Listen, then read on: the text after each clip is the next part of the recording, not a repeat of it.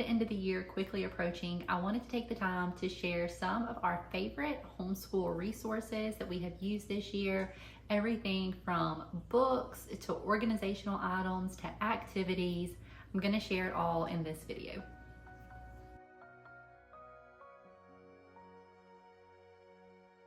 First up, we're going to talk about different supplies and organizational items that I have been loving this year. I love office supplies and just things that make my house look orderly. So different types of organizational bins, all of that good stuff. So let's start there. The first thing are these narration notebooks by School Nest. You can purchase these from their website or on Amazon, but this is where I have my oldest son do his weekly written narrations in. There is a spot at the top for an illustration. You can also write down the title and the date, and then it has plenty of space on at the bottom for a written narration.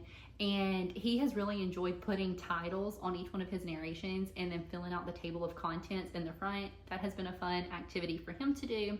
So really like these School Nest notebooks. They have other types of notebooks as well. I want to say they have like a copy work one. I'm really not sure. I think there's a nature journal. I know there's a variety of them, but we just went with the narration notebook with the illustration box up at the top. Another thing that I have really enjoyed having is this, let me grab it, little timer right here. So this timer, you just twist the little knob here and you can set it for in 5-minute increments or even in between really. And that's all you do. You twist it and then it starts to count down. You can turn the noise on or off on the back so that it dings whenever the time is up. But whenever I tell my son, hey, I need you to go read from this book for 15 minutes or 20 minutes or however long it is, this is a way for me to hand him this timer and he can keep up with how long it's been, because he can easily sit there and read much longer than he is supposed to. So this is a way for us to stay on track with all of our subjects so that he's not, you know, reading his book for 30 minutes when he was supposed to be reading for 15 minutes and then doing his math review or something of that nature. Okay, another thing that you can actually see back here on my bookshelf, these shelves, by the way, are in our homeschool area. So I have all of our homeschool curriculum and items on here. But right here, I have these plastic storage bins, and they are very narrow and they stack. And so you have a lid. I like to keep different types of like busy games in here. So we have this little canoodle game. There is a pegboard that you can make different shapes out of rubber bands on, a Rubik's Cube type game. That's what's in this bin. These little storage bins are excellent because, like I said, they are thin. They have little lids on here that snap on, and the kids can easily see what is in these storage bins. I really liked having these types of activities out on the shelf because if I put them up in the closet, I tend to forget about them. So this is a way for me to still see what type of projects or activities we have that I want the children to work on and not forget about them. Another organizational item I have is over here on the bookshelf. It is these thin clear bins that I am using to keep our homeschool curriculum in. Each one of my boys have one of these little plastic bins here that I keep all of their books they're reading from, their curriculum workbooks, whatever. These are actually from the Home Edit. They are called the narrow bin is what it says. It's 10 by 5 by 6. Still have the little sticker on the back here because I couldn't get it to come off without leaving a bunch of residue on here, so I just faced it towards the back of my bookshelf. But I did not see these anymore on Walmart's website. That's where I got them from, but I'll try to find something similar on Amazon to link below. They are 6 inches high, so it keeps the books and the notebooks nice and sturdy in here. They're thick plastic and they slide nicely on my bookshelf, or if I need to take it and set it on the tabletop for the day, it's nice and sturdy and it doesn't fall over like some of the like magazine holder, I think that's what they're called. You know, like the thin dividers that you can put on your shelf sometimes. So really like these organizational bins here. Another item that has been really helpful in our homeschool are these little lunch containers. So some days I will go ahead and make lunches ahead of time, and I can separate them out into these little lunch containers that have the 4 spots. You can also get a smaller square version that has 4 sections in here, but these stack so nicely in the refrigerator. I can prepare sandwiches or apple sauces and dip, whatever, ahead of time in these containers, pop the lid on it, put it in the fridge, and then on a busy day, my kids can just go grab their lunch out when they're ready. We also use these to go to our homeschool co-op. Definitely like these little lunch containers. Another type of organization item that I have been loving this year are thrifted baskets. So all of these baskets that you see on my shelf, these are actually baskets that I have picked up from estate sales or thrift shops. I haven't paid more than like $5 for them.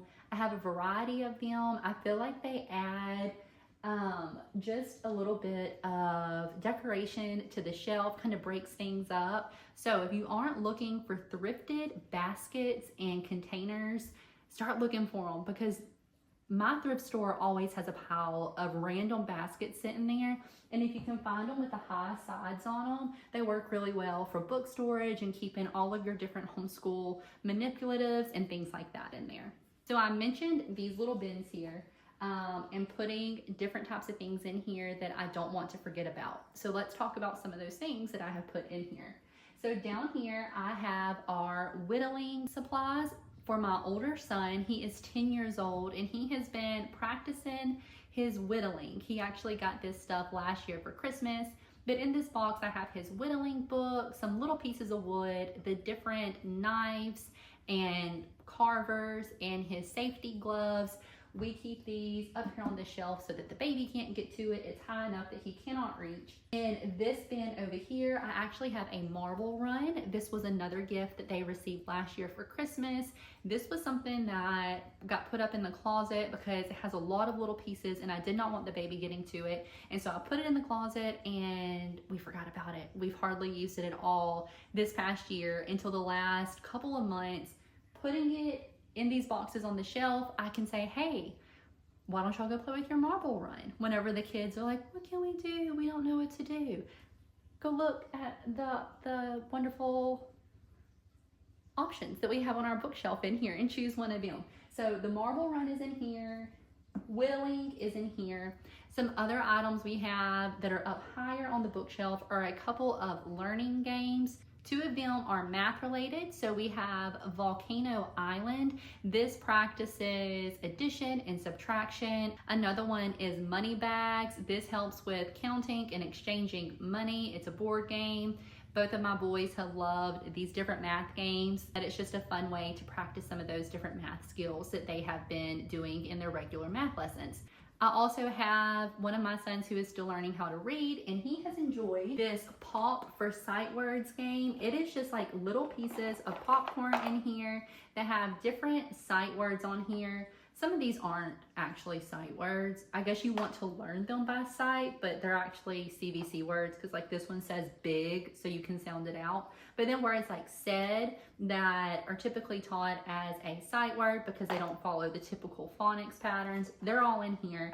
So this is just a fun way to practice reading some of those common words, and there are different levels to this. And my son, who has been using this, big popcorn fan. It's like his favorite snack in the whole world. He actually got a popcorn popper.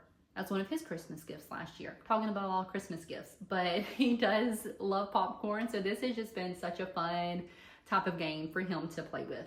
One more activity I'm going to mention, it's actually my last item on my list, is paracord. So we started doing paracord as a handicraft last school year, and we messed with it some. We've done some of the simple keychain making, bracelet making, but just recently this year, my 10-year-old son has taken off with it. He has made paracord everything. So highly recommend getting a little paracord lesson book and the different paracord kits you can get on Amazon. They're not very expensive. I want to say like $10 to $15. You can get a decent amount of string. And then as your children progress through the different levels, you might want to get some of the different tools for some of the more complex paracord projects. But it has been another type of handicraft skill project that my kids have really enjoyed doing. Okay, we're going to move into some of the read-alouds that we have all really enjoyed listening to as a family this year. We do a lot of audiobooks in the car, and then we almost always have a literature book that I'm also reading aloud to the children. But a few of the ones that we really enjoyed this year, the first one is Understood Betsy. This is the story of a little girl who has been raised very sheltered by one of her aunts, and she ends up having to relocate to go live with another aunt. And Betsy has to adapt to living in a way that is much more independent. She's allowed to do more things. She's not as held back. Her aunt who had been raising her seems to have some sort of anxiety and just wanted to keep her very protected. So whenever she moves out to the country, she has a lot more freedom, and you just follow her journey of growing and learning and meeting these new family members. It's a beautiful story. It takes place in the olden days, so nice, cozy feels. Another book that we really enjoyed reading was The Wind in the Willows. I have this beautiful illustrated version. This was such a fun read, just following Toad. My children loved listening to what type of shenanigans Toad was going to get into in this story. This is a classic, so the language is a little bit more complex. There were some words in there that I even struggled with pronouncing, but this version, beautiful illustrations, fun story, highly recommend it if you're wanting to read some classic literature to your children and you're wanting something that is just a fun, exciting time. Highly recommend reading The Wind in the Willows. Another series that my children really loved listening to, we done this on audiobook version, was the Vanderbeekers series. So we have listened to all of these books except for the last one. This is a more contemporary type of book, but you're following the Vanderbeeker family. There are 4 children, I believe, and you're just following them through a variety of different things that happen in their life. It has good family themes where the children are respectful of their parents. They make mistakes, but they learn lessons from it and they own up to their mistakes. And it is just a good, wholesome book series. If you're wanting something that is a little more modern, highly recommend the Vanderbeekers series. Another book series that we listened to on audio in its entirety this year are the Campground Kids books. My children absolutely loved these books. They were a little silly for my taste, but they adored them. You are following a brother and a sister, and most of the time a cousin, and then the mom and the dad. As they travel from national park to national park, there's always almost some type of mystery or adventure that goes on, and you get to learn about the different national parks while also having the adventure element added in there. Like I said, my kids really love listening to these on audiobook. They're very short. I want to say most of them vary between 2 and 3 hours in length. So just a fun series, no questionable content in there, lots of lessons learned by the children, and good family time spent together in this series as well. We also read the first 2 books from the Chronicles of Narnia series. We actually listened to The Magician's Nephew a few years back on audio. I want to say it was maybe our first year of homeschooling, but my children were still quite young at that time. Specifically my second son, he would have only been like 4 years old. So I wanted to do this again, and I actually read it aloud this time. So we listened to The Magician's Nephew and The Lion, the Witch, and the Wardrobe, which we have also watched the movie of, and it was just a good time. You cannot go wrong with the Chronicles of Narnia series. All right, y'all, that's it for my favorite items for 2025.